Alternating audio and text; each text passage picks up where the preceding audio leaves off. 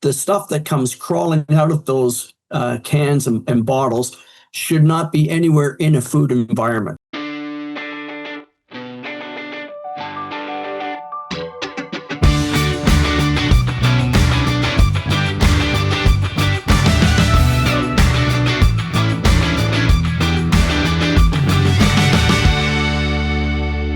Welcome back to Closer Look on this Tuesday, the 28th day of October, across the Village Media Network. I'm Scott Sexsmith. Frisco is off on assignment tonight. On the show tonight, have you tried returning any empties lately? In a lot of communities across the province, it's not quite as easy as it used to be. More than 100 beer stores have shut their doors as the Ford government shifts towards increased alcohol sales in both corner stores and grocery stores. But here's the problem. As a condition of those liquor sale licenses, grocery stores must also agree to accept empty bottles and cans. And at the moment, any grocery store located more than 5 kilometers from a beer store must take empties. And as of the 1st of January 2026, that rule will apply to every single grocery store. And as you can imagine, a lot of independent grocery stores are not equipped to handle huge amounts of recycled alcohol containers.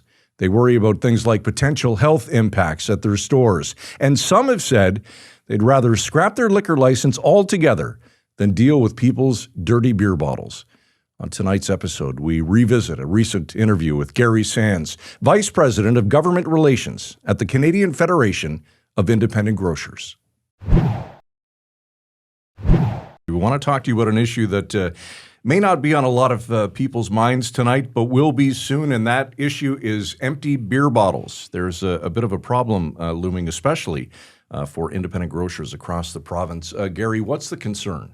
The concern is primarily food safety. The government has announced that they want to allow all grocery stores and convenience stores to be able to sell beer and wine in their stores, which is fine. But at the same time, they're telling the stores that they have to take back all the dirty empties, bottles and cans. And by the way, it doesn't matter where they bought them. So the convenience stores, for example, are exempted from this requirement.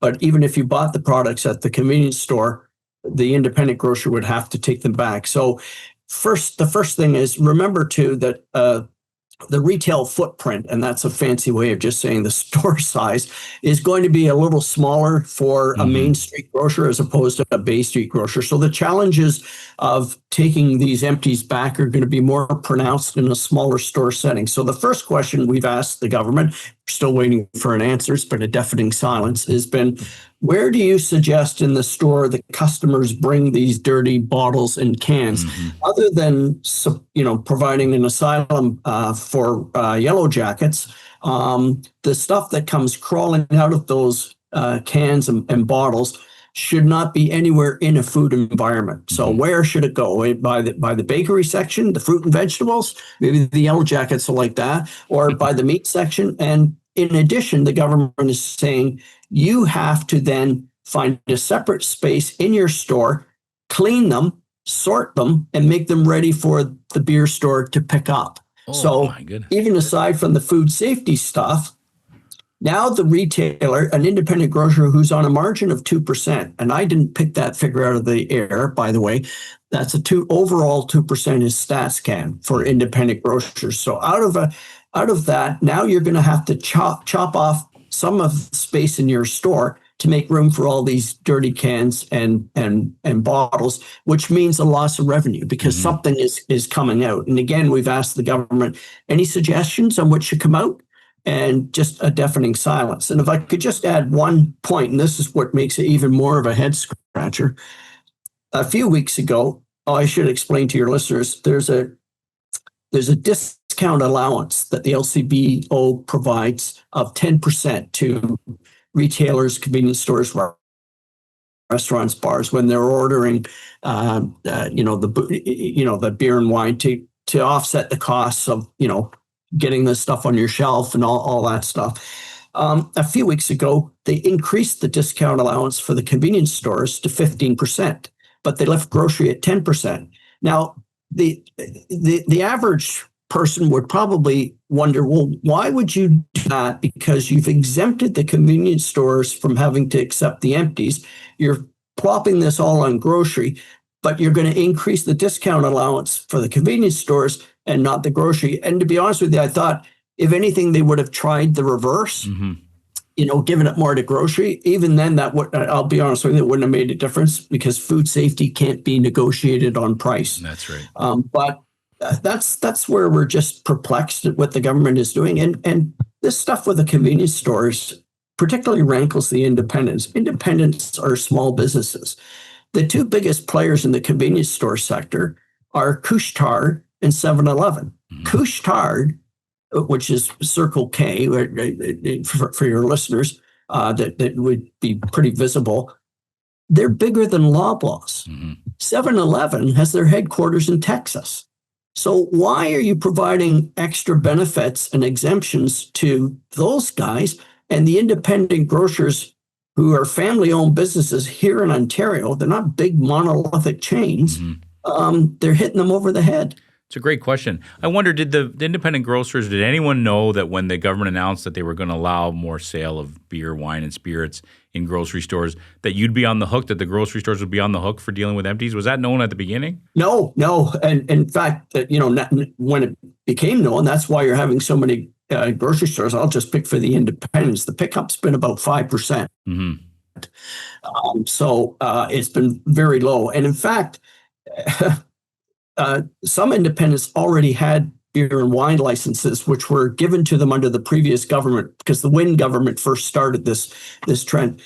Nothing in their agreement says anything about recycling. So as one of our members pointed out to the government, how come when you wanted to get out of your agreement with the beer store, you threw them $250 million, but with our agreements, you just ignore them? Because those independents, they have agreements. There's nothing in those agreements that says anything about taking back empties, but we're just going to ignore that. And what was their response, Gary? I'm still waiting.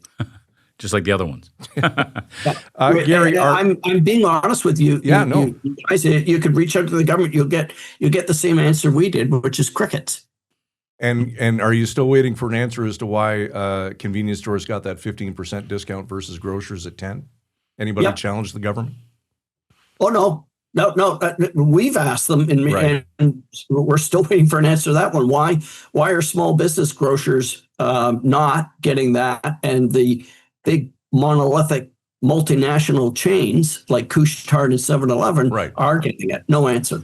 Okay, what about independent grocers thinking of canceling their liquor selling licenses because this has become such a concern? Is that a thing? Is that happening? Is there talk of that? Absolutely, and I wouldn't keep repeating it if it wasn't true, and I wasn't absolutely convinced that it's true. We have independent grocers who have licenses that they received under the previous system, and they have indicated that on January 1st, when they're required to take back these empties, if that hasn't been changed, they're turning in their licenses. And that you can take to the bank. It's guaranteed. You can interview me again in January if this hasn't changed, and I'll give you the names of the independents who absolutely will cancel their license. I'll put that on the calendar for January 1st. We'll make sure we get you on. But that's interesting, right? You can imagine the dilemma that a grocery store owner has, right? They know that it's like you said, especially if you're in a smaller community where you're the only game in town.